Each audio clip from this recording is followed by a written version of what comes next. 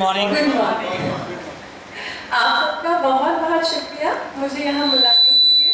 तो आज मैं जिस चीज़ के लिए यहाँ पे आई हूँ वो है कि मैं कविता सुनाऊँ जो मैं लिखती हूँ।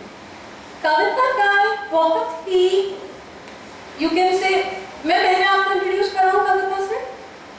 हम सब ने बहुत पहले सुना होगा कि माँ मातृभाषा और मातृभूमि सदा सर्वोप्रिय है और सर्वोपरि। तो कविता क्या है? कविता भी आप देखें तो उसमें भी फेमिनाइन बुक है, इट्स अ फेमिनाइन एनर्जी। और हमारे घर में माँ के रूप में हमारी माँ भी है।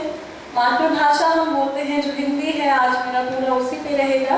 तो आपसे मेरा एक प्रश्न है कि माँ या फेमिनाइन एनर्जी सबसे खूबसूरत कब लगती है?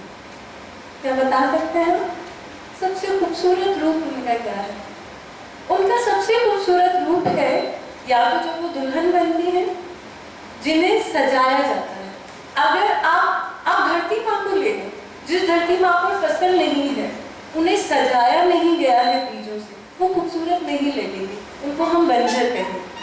तो यही चीज है कि शब्दों के साथ कविता शब्दों को मातृभाषा का एक ऐसी सौगात है जिसमें हम अपनी भाषा को बहुत ही सुंदर बना देते हैं। उसमें पिरोकर एक कविता करने वाले कवि माँ को गहनों के रूप में लड़ियाँ पिरोते हैं शब्दों, जिससे माँ और खूबसूरत लगती है और बड़ी भारी से भारी और वजनदार बात भी बड़ी सरलता से कही जा सकती है और बुरी नहीं लगती। सबसे बड़ी तो आज रामनवमी है, तो मैंने आज सुबह रामनवमी पे ही श्री राम के बारे में नहीं, हम लोगों के बारे में लिखा है, तो वो आपसे शेयर कर रही हूँ। सबसे पहले, मुँह से भजा बस राम, मुँह से भजा बस राम, कर्मों से तो रावण को मैं अपना ईश कर बैठा।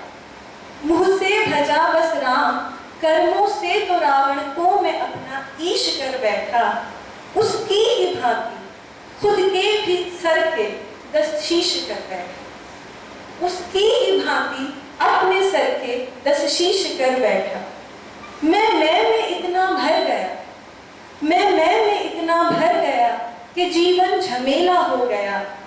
खास होने के यतन में मैं अकेला हो गया, खास होने के यतन में मैं अकेला हो गया। अब तो बस ये चाह है कि फिर से आम हो जाऊं, अब तो बस ये चाह है कि फिर से आम हो जाऊं। मुँह से भजूं ना राम, इस बरस में राम हो जाऊं। मुँह से भजूं ना राम, इस बरस में राम हो जाऊं।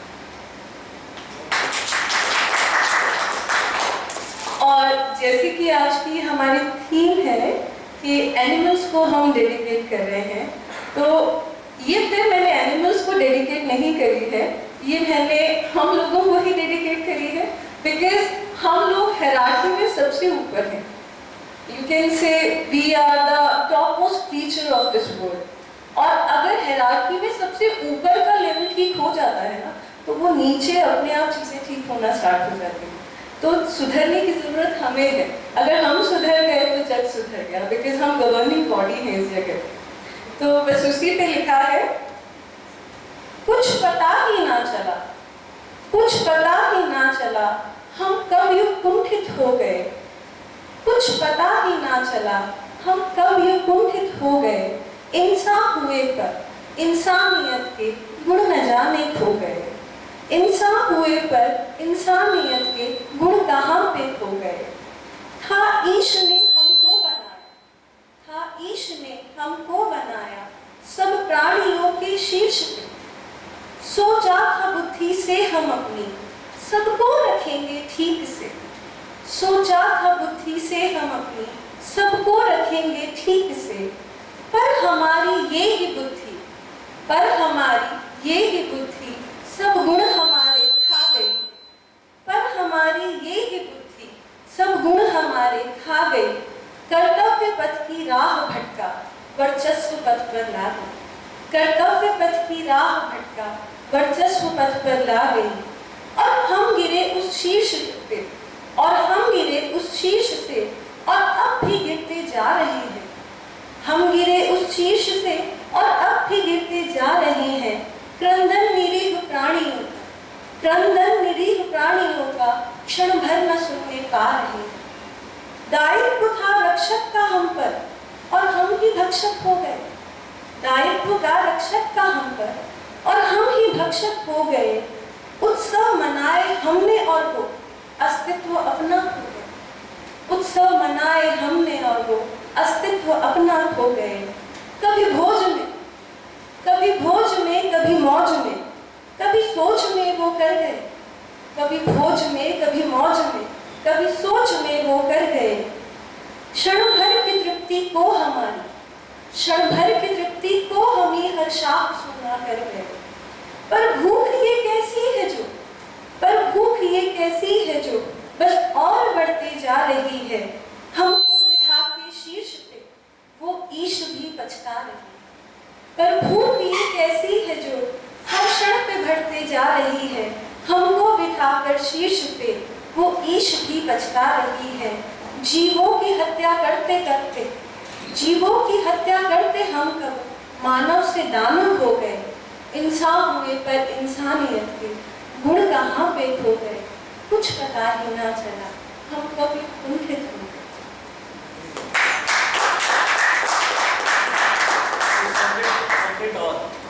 ये सकता है कि जैसे हमारी